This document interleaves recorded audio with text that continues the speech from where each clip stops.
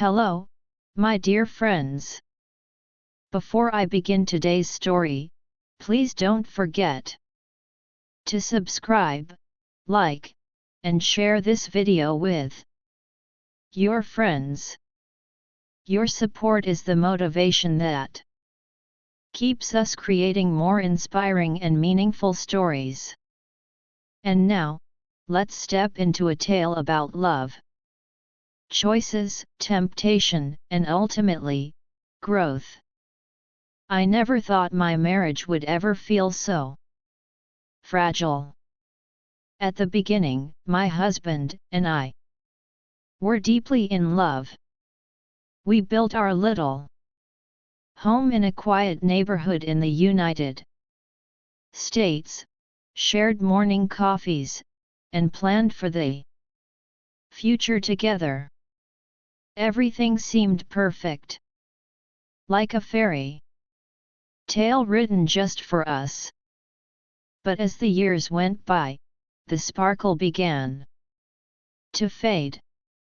My husband, Daniel, started working longer hours at the office.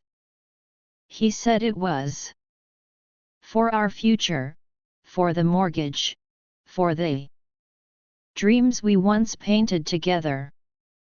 I believed him. But slowly, those excuses became walls that kept us apart. Dinner conversations turned into silence. His eyes were always glued to his phone or his laptop. I tried to smile, to keep the warmth alive, but inside me, loneliness grew like an unwanted guest who refused to leave. That was when my best friend, Linda, began to notice my unhappiness. She had always been the bold one, the kind of woman who believed life should be lived on her own terms. One evening, while we sat in a coffee shop, she leaned across the table and whispered, "You don't have to live like this. You deserve attention, excitement, passion. If Daniel doesn't give it to you, maybe someone else will." Her words echoed in my mind long after that night. At first, I resisted. I told myself marriage was about patience, about weathering storms. But the more distant Daniel became, the more Linda's voice tempted me. Then came Mark. He was a colleague from a project I had joined at work. Unlike Daniel, he noticed me. He asked about my day, he complimented my dress, and when he laughed at my jokes, I felt alive again. I knew it was dangerous. A part of me screamed that this was wrong, but another part, the part that had been starved of attention, found comfort in his words. I told myself it was harmless. Just conversations. Just friendship. But deep down, I knew I was walking closer to the edge of a cliff. One rainy evening, after a long meeting, Mark offered to drive me home. As the car windows blurred with raindrops, I felt a tension that was both terrifying and alluring. He parked outside my house, and for a moment, the silence between us carried more weight than any words. I stepped out quickly, my heart pounding, and ran into the safety of my home. Daniel was still at the office. The house was dark, cold, and quiet. And for the first time, I felt like I no longer belonged to it. The following days were a storm inside my heart. Linda kept reminding me that life was short and happiness should come first. Mark kept smiling at me in ways Daniel no longer did. And Daniel? He was there, but not really there. His body was at home, but his mind was always somewhere else. One evening, Daniel finally noticed my mood. He asked, "Is something wrong? You've been distant lately." I wanted to shout, "Yes. You don't see me anymore. You don't hear me. You've abandoned me emotionally." But instead, I just shook my head and forced a smile. That night, I cried myself to sleep. The next weekend, Linda invited me to a party. She promised it would help me clear my head. The music was loud, the lights were dazzling, and people danced as if tomorrow didn't exist. Mark was there too. He handed me a drink and whispered, "You look beautiful tonight." I felt the ground beneath me shaking. My heart raced. For a brief moment, I wondered if this was the happiness Linda had been talking about. But then, in the middle of the crowd, I saw a young couple dancing together. Their eyes were locked, their smiles pure, their love undeniable. It reminded me of Daniel and me. Years ago, when we were young and crazy in love. Suddenly, I felt a pang of guilt. What was I doing here?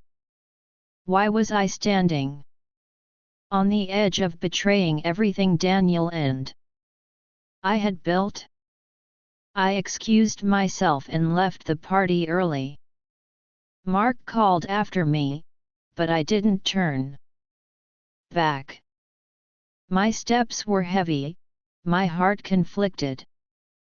But my conscience was louder that night. When I returned home, Daniel was sitting on the couch, his eyes weary but waiting. "Where have you been?" he asked gently. His tone wasn't angry, just tired, almost defeated. In that moment, I realized something. He wasn't perfect, and neither was I. But somewhere along the way, we had both stopped trying. I sat beside him, and for the first time in months, I whispered, "I'm lonely, Daniel. I feel invisible." He looked at me, surprised, and slowly took my hand. "I didn't know," he admitted. "I've been so focused on work that I forgot what truly matters." Tears filled my eyes. Maybe it wasn't too late. Maybe we could still find our way back. The following weeks were not easy. Although Daniel and I began to talk again, shadows of distance still lingered between us. One night, while he worked late in his study, I accidentally discovered his private journal. At first, guilt stopped me from opening it. but curiosity and fear pushed me forward. What I read broke my heart. Daniel wasn't ignoring me out of coldness. He was drowning in silence, hiding his struggles. His business had been failing for months. He had borrowed money, sold possessions, even skipped meals just to keep things afloat. And all this time, he thought he was protecting me by keeping it secret. I cried as I held the notebook close. For the first time, I realized his silence wasn't rejection. It was fear, pride, and pain. The next morning, instead of accusing him, I walked into his office downtown. When he saw me with the journal in my hands, his face turned pale. "Emily, how did you know?" he whispered. I reached out, tears running down my cheeks. "Daniel, you should have told me. We're partners. I want to carry the weight with you, not watch you suffer alone." He broke down, and for the first time in years, he hugged me tightly. "I was afraid of burdening you," he said. "I thought you deserved happiness, not my failures." I whispered back, "True happiness is facing storms together, not pretending skies are always clear." From that day on, everything changed. Instead of just cooking dinners and waiting for him, I joined his battles. I learned spreadsheets, helped with bookkeeping, brainstormed ideas in coffee shops, and even sat through stressful meetings by his side. It wasn't easy.